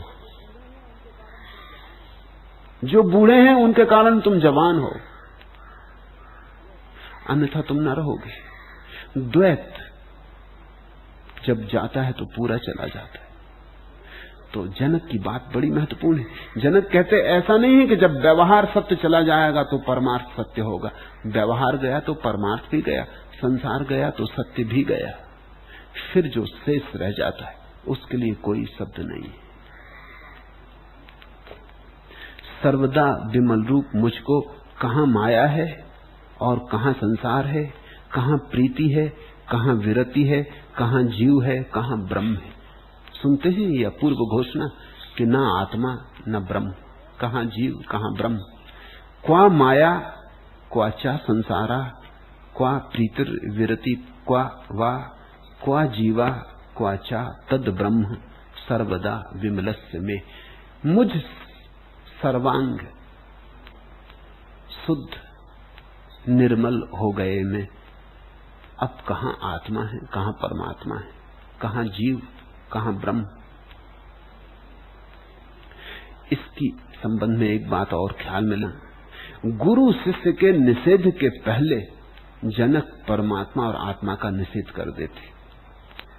अभी गुरु शिष्य का निषेध नहीं किया, वह आगे के सूत्र में करीब करीब अंतिम चरण में गुरु शिष्य का निषेध होता है।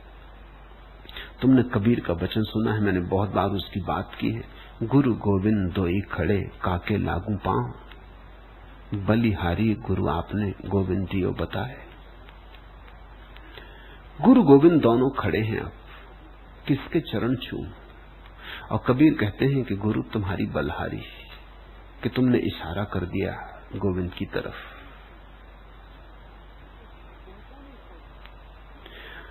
बहुतों के का अर्थ यह हुआ कि कबीर ने गोविंद के पैर छुए, बलिहारी गुरु आपने गोविंद दियो बताए।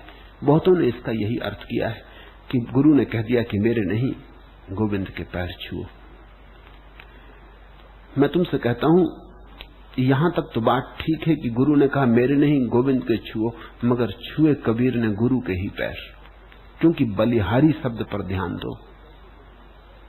वो ये कह रहे हैं कि अब तो कैसे गोविंद के पैर छूं, अब तो तुम्हारे पैर छूंगा, क्योंकि बलिहारी गुरु आपने गोविंद दियो बताए। तुमने गोविंद की तरफ इशारा कर दिया, इसलिए धन्यवाद तुम ही को देना होगा। तुमने गोविंद की तरफ हाथ उठा दिया, इसलिए गोविंद के पैर छुए कि गोविंद ने गुरु को बता दिया। बलिहारी। इस सूत्र के साथ आज तुम ये भी समझ लो कि जनक निषेध करने चल रहे हैं। सारी चीजें निषिद्ध होती जा रही, परम अद्वैत की घोषणा हो रही, जहां एक और बिल्कुल एक बचेगा, एक रास्ता बचेगी।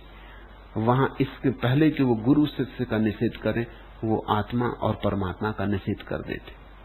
साधारणता तर्कयुक्त ये होता कि पहले गुरु शिष्य का निषेध हो, अंतिम घड़ी में परमात्मा और आत्मा का निषेध हो। नहीं, जनक पहले कहते हैं क्वा जीवा क्वाचा तद ब्रह्म सर्वदा विमलस्य में। इसके बाद अंतिम चरण में आखिरी सूत्र में जाके वो कहेंगे कि अब कोई शिष्य नहीं, कोई गुरु नहीं। जिसके जीवन में परमात्मा और आत्मा का भेद गिर गया, उसी के जीवन में गुरु शिष्य का भेद गिरता है, उसके पहले नहीं। अहंकार तो बहुत दफे चाहता है कि गुरु शिष्य का भेद जल्दी गिरा दें। अहंकार तो पहले बनाने नहीं चाहता भेद। अहंकार तो कहता है शिष्य बनने की जरूरत क्या। असल में अहंकार तो गुरु बनना चाहता, शिष्य बनना ही नहीं चाहता। अगर शिष्य भी बनता है तो इसी आशा में बनता है कि चलो शायद यही रास्ता है, लेकिन ये बात तब खत्म होती जब तुम्हारे जीवन में वो परम घड़ी आ जाती जहां परमात्मा और आत्मा का भेद भी गिर जाता। उसके बाद ही गुरु और शिष्य के संबंध से यात्रा शुरू होती है सत्य की, और गुरु शिष्य के संबंध के समाप्त होने पर यात्रा भी समाप्त होती सत्य की। जो प्रारंभ है वही अंत है, जहां स्रोत है वही गंतव्य है।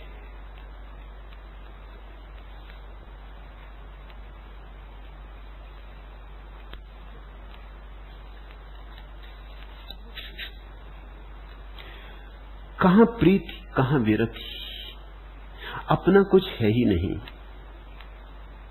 किसको अपना कहें, किसका भोग करें, किसका त्याग करें। अपने से अतिरिक्त यहां कुछ है ही नहीं। ना घर मेरा ना घर तेरा, दुनिया तो सब रैन बसेरा। कभी एक सी दशा न रहती, पूर्वा बनकर पछुआ बहती। ऋतुएं आती जाती रहती, देह में सीता तप सहती। कहीं धूप तो कहीं छाए है, श्वास पथिक की कठिन राह है। मंजिल सिर्फ उसे ही मिलती जो तिर जाता अगम अंधेरा। ना घर मेरा ना घर तेरा, दुनिया तो सब रैन बसेरा। हानि लाभ सुख दुख परिमित है, विजय पराजय भी सीमित है।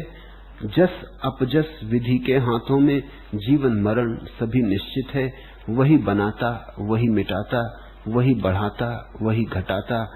रीति रेखा में गति भरता, बड़ा कुशल है सृष्टि चितेरा। मंजिल सिर्फ उसे ही मिलती जो तिर जाता अगम अंधेरा। ना घर मेरा ना घर तेरा, दुनिया तो सब रैन बसेरा। यहाँ कुछ न अपना न कुछ औरों का, सब उसका, सब एक का। ये मैं तू का भेद कल्पित आरोपित, जहां मैं और तू का भेद गिर जाता और उसका अनुभव होता है जो मैं में भी मौजूद है, तू में भी मौजूद है, हम बंद है। और जब तक दो है तब तक अज्ञान है। तुम ऐसा समझ लेना, द्वैत यानी अंधकार, अद्वैत यानी प्रकाश। सर्वदा स्वस्थ कूटस्थ और अखंड रूप मुझको, कहां प्रवृत्ति है और कहां निवृत्ति है, कहां मुक्ति है कहां बंध है। क्वा प्रवृत्तिर निर्वित्तिर्वा, क्वा मुक्ति क्वाचा बंधनम। कूटस्थ निर्विभागस्य स्वस्थस्य मम सर्वदा। मैं सदा स्वयं में स्थित कूटस्थ, मैं सदा निर्विभागस्य, कोई विभाजन में नहीं, कोई खंड में नहीं। न द्वाव, गए सब द्वंद के जाल। इतना भी कि न कुछ बंधन न कुछ मुक्ति, तभी मुक्ति। इसे तुम समझना, ये अपूर्व घोषणा है। इसका अर्थ है कि अगर तुम ठीक से समझो तो गलती कभी हुई ही नहीं है, गलती हो ही नहीं सकती, गलती होने का उपाय ही नहीं है। अगर तुम ठीक से समझो तो पाप कभी हुआ नहीं, पाप हो ही नहीं सकता, पाप होने का उपाय नहीं, और न पुण्य हो सकता है, और न पुण्य कभी किया गया है। कर्त भाव है और तुमने कभी कुछ नहीं किया है। तुम सदा एक रस अकर्ता साक्षी हो, सिर्फ देखने वाले हो। कभी तुमने देखा कि चोरी हो रही और कभी तुमने देखा कि दान दे रहे हो, मगर दोनों हालत में तुम दृष्टा हो। न तुमने चोरी की है न तुमने दान दिया। दान भी हुआ है, चोरी भी हुई है, सच, पर तुमने न दान दिया है न चोरी की। इसको ख्याल में ले लेना। साधारणता धार्मिक गुरु लोगों को समझाते हैं चोरी छोड़ो दान करो, वो साधारण धर्म है। ये असाधारण धर्म है, ये धर्म की आत्यंतिक घोषणा है। तुम चोरी भी छोड़ो, तुम दान भी छोड़ो, तो पाप इतनी आसानी से छूटता नहीं, इतनी आसानी से कोई आदत नहीं जाती।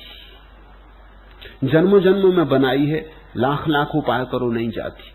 तुम जरा सोचो, छोटी मोटी आदतें नहीं छूटती। किसी आदमी को पान चबाने की आदत है, वो ही नहीं छूटती, और क्या तुम खाक छोड़ोगे। किसी को तमाकू एक सज्जन मेरे पास आते थे, बंगाली सज्जन, यूनिवर्सिटी में प्रोफेसर थे। वो मुझसे पूछते कि ये पाप कैसे छूटे, वो पाप कैसे छूटे, और जब भी वो आते तो नास अपनी नाक में भरते रहते, बैठे रहते थोड़ी थोड़ी देर में नास। मैंने उनसे कहा कि पाप इत्यादि की तो छोड़ो, पहले तुम ये नास तो छोड़ो। तुम नास के बिना न जी सकोगे? वो बिल्कुल नहीं जी सकता, इससे तो मुझे ताकत बनी रहती, नहीं तो सब ढीला ढीला हो जाता, सब सुस्त हो जाता।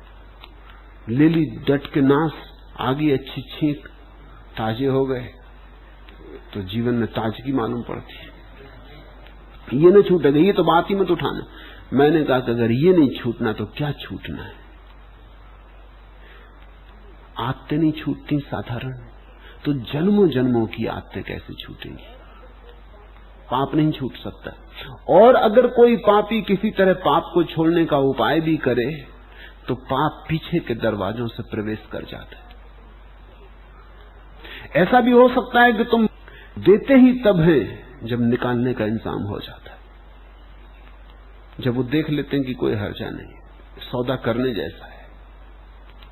तभी चुनाव आ रहा है तो वो पार्टियों को दान देंगे, देश के हित में दान देते, कोई लोकतंत्र के हित में दान देगा, कोई समाजवाद के हित में दान देगा। सच तो ये है कि जो होशियार है वो दोनों को दान देंगे, समाजवादियों को भी और लोकतंत्रियों को भी, क्योंकि पता नहीं कौन आ जाए।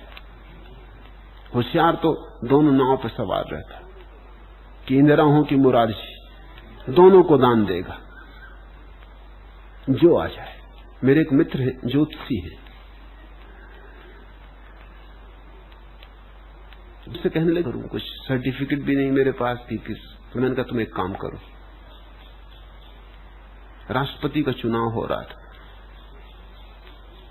मैंने कहा तुम चले जाओ और दो आदमी खड़े, तुम दोनों को जाके कहो कि आपकी जीत बिल्कुल निश्चित है, लिख के दे सकता हूं, तुम लिख के दे आना।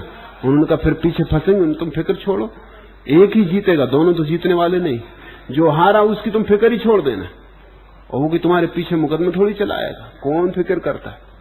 यही हुआ, वो दोनों राष्ट्रपतियों को जाके दे आए। एक जीत गया, जो जीत गया उसके पास वो पहुंच गए बाद में, वो बड़ा प्रसन्न, उसने फोटो भी साथ उतरवा, जो भी आएगा कल ताकत में 10,000 दिया तो 10 लाख निकाल लेंगे, लाइसेंस है और 1000 उपाय। चोर अगर दे तो भी चोरी का इंतजाम पहले कर लेता है। अहंकारी अगर विनम्र भी बने तो विनम्रता में भी अहंकार को ही पोषित कर लेता है। भागने का इतना सुगम उपाय नहीं है, पाप से पुण्य में जाने का कोई उपाय नहीं है। पापी और पुण्यात्मा एक ही खेल के हिस्सेदार है, साझीदार है। परम धर्म कहता है अकर्ता, जिनके लिए गीता में कि तू निमित्त मात्र हो जा, उपकरण मात्र, जो हो होने दे, जैसा हो वैसे ही होने दे, तू अपने को बीच में मत ला। वही अष्टावक्र का सूत्र है। कहां प्रीति, कहां विरति, कहां जीव, कहां ब्रह्म, सर्वदा स्वस्थ कूटस्थ अखंड रूप मुझको कहां प्रवृत्ति है, कहां निर्वृत्ति है, कहां मुक्ति है, कहां बंध है। उपाधि रहित शिव रूप मुझको कहां उपदेश है, अथवा कहां शास्त्र है, कहां शिष्य है और कहां गुरु है और कहां पुरुषार्थ है। ये शिखर के बिल्कुल करीब आने लगे। क्वा शिष्या क्वा चावा गुरु, क्वा चास्ति पुरुषार्थो वा निरुपाधे शिवस्व में। मैं निरुपाधि में ठहर गया, न ऐसा हूं न वैसा हूं, मैं नेति नेति में पहुंच गया। न साधु न असाधु, न पापी न पुण्यात्मा, न बुरा न भला, न आत्मा न ब्रह्म। मैं ऐसी उपाधि रहित दशा में आ गया हूं। अब यहां मेरे ऊपर कोई भी वक्तव्य लागू नहीं होता। उपाधि रहित शिव रूप मुझको कहां उपदेश। अब किससे तो मैं उपदेश लूं और किसको मैं उपदेश दूं।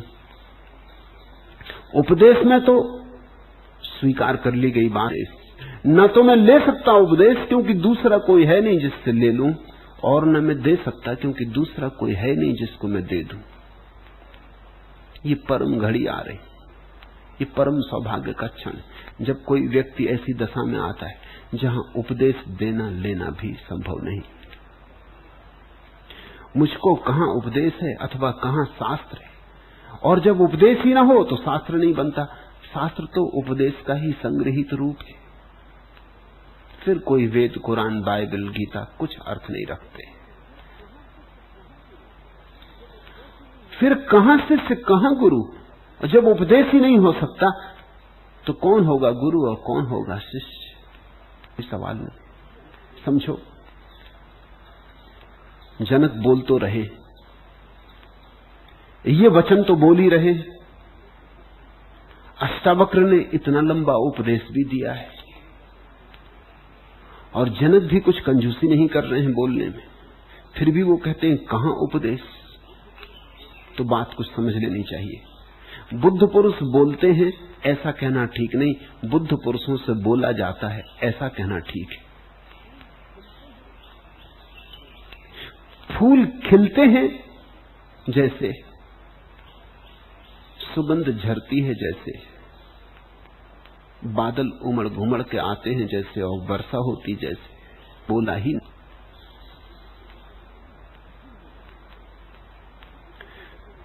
कठिन हो जाती बात, क्योंकि बुद्ध के वचन इतने हैं, सैकड़ों शास्त्र निर्मित हुए, जितने वचन बुद्ध के हैं उतने किसी के भी नहीं।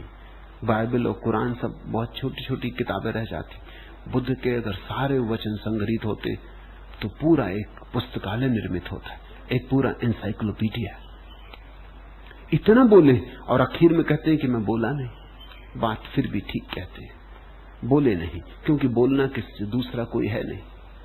लेकिन कभी कभी तुमने ऐसी घड़ी जानी है जब तुम अकेले बैठे हो और गीत गुनगुनाते हो, तब तुम किसी को कह नहीं रहे।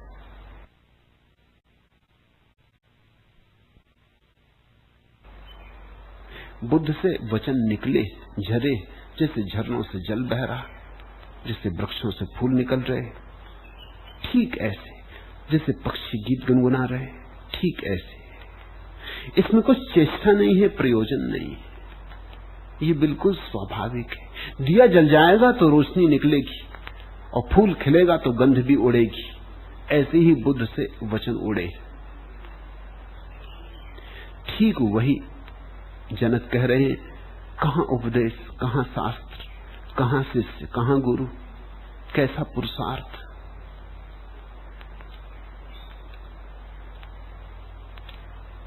किंचित न उत्तिष्ठते मम।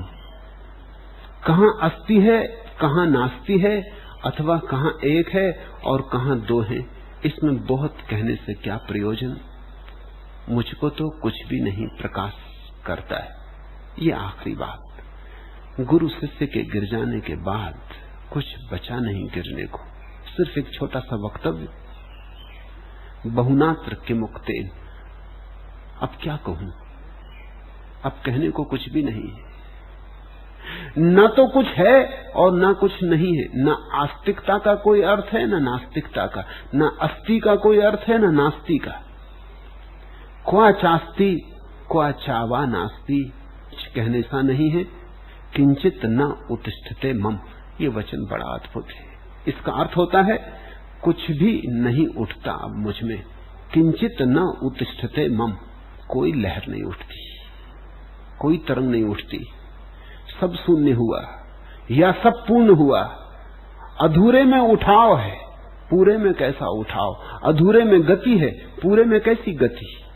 आधी गागर आवाज करती, अध भरी गागर आवाज करती, पूरी भरी गागर आवाज नहीं करती, या पूरी खाली गागर आवाज नहीं करती। जहां पूर्णता है वहां आवाज नहीं, वहां शून्य है, वहां शून्य का परम संगीत है। जहां अधूरापन है वहां आवाज है। ऐसी घड़ी तुम्हारे जीवन में भी आ सकती है। तुम्हारे सहयोग की जरूरत है। ऐसा परम भाव तुम्हारा भी हो सकता है। तुम पर ही निर्भर है। एक छोटी सी कहानी कहूंगा।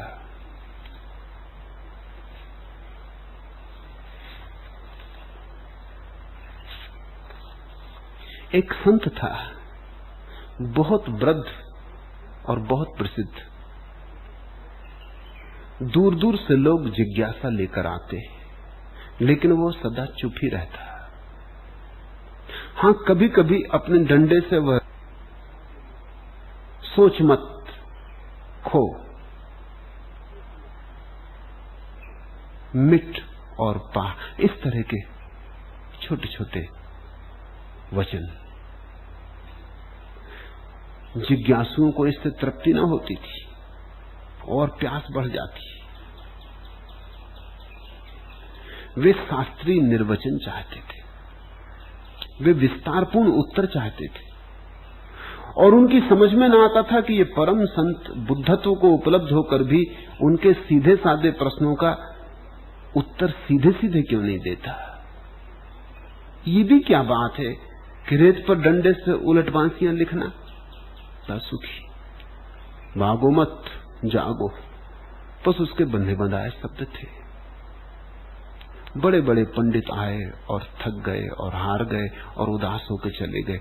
कोई उसे बोलने को राजी न कर सका और कोई उसे ज्यादा विस्तार में जाने को भी राजी न कर सका। लेकिन एक बात थी, तो उसके पास कुछ था। ऐसी प्रतीति सभी को होती। उसके पास एक दैदीप्य प्रतिभा थी, उसके चारों तरफ एक प्रकाश था, एक अपूर्व शांति थी। उसके पास एक ठंडी शीतल लहर थी जो छूती। पंडितों तक को एहसास होता, क्योंकि पंडित तो सबसे अंधे लोग हैं इस पृथ्वी पर। उनको भी लगता कि कुछ है, कोई चुंबक दूर जहां से द छीन लिया। उसकी आंखों में कुतूहल भी नहीं था, उसके चेहरे पे जिज्ञासा भी नहीं थी, उसके सिर पे पांडित्य का बोझ भी नहीं था। वो बड़ा भोला भाला युवक था, बड़ा शांत। एक गहरी मुमुक्षा थी, जीवन को दांव पर लगाने की आकांक्षा थी, खोजी था। उसने डंडा हाथ में ले लिया और उसने भी मौन का व्रत लिया था। वो मौन ही रहता था। उसने डंडे से रेत पर लिखा, आपकी ज्योति मेरे अंधेरे को कैसे दूर करेगी। उसने रेत पर लिखा। संत ने उत्तर में रेत पर लिखा, कैसा अंधेरा, हाँ अंधेरा, अंधेरा है कहां, क्या तुम अंधेरे में खोए हो। वह युवक थोड़ा ठिठका और उसने फिर लिखा, क्या खो जाना वस्तुतः खो जाना है, क्या खो जाना मार्ग से वस्तुतः च्युत हो जाना है। संत ने युवक की आंखों में झांका, अनंत प्रेम और करुणा और आशीष से, और फिर रेत पर लिखा, नहीं, खो जाना भी खो जाना नहीं, बस विस्मृति मात्र। याद भर खो गई है और कुछ खो नहीं गया है। खो जाना भी खो जाना नहीं है, बस विस्मृति। अब तक तो दर्शकों की बड़ी भीड़ इकट्ठी हो गई थी। यह उत्तर पढ़ के भीड़ में हंसी, नहीं, मेरी कोई इच्छा शेष नहीं। ऐसा सुनते ही संत उठ के खड़ा हो गया, दायां पैर उठा के भूमि पर 3 बार थाप दी, फिर आंखें बंद करके सांस को रोक के मूर्तिवत खड़ा हो गया। सन्नाटा छा गया, भीड़ भी मूर्तिवत हो गई। युवक भी कुछ समझा नहीं। इस पर युवक भूल गया कि उसने मौन का व्रत लिया और बोल उठा, यह आपने क्या किया और क्यों किया। संत हंसा और उसने पुनः रेत पर लिखा, कुतूहल इच्छा का ही एक रूप है। इस पर युवक चीख उठा, मैंने सुना है कि एक ऐसा महामंत्र से लिखा, तत्वमसि, वह तू ही है, वह मंत्र तू ही है। और क्या तू एक क्षण को भी ब्रह्म से भिन्न हुआ है। और तब उस बूढ़े संत ने अचानक डंडा उठाया और उस युवक के सिर पर दे मारा। युवक की आंखों के सामने तारे घूम गए, लेकिन वो किसी अनवर्चनीय समाधि में भी डूब गया। उसकी आंखों से अविरल आनंद के आंसू बहने लगे। पल पर पल बीते, घड़ियां बीती, दिन बीता, दिन बीते।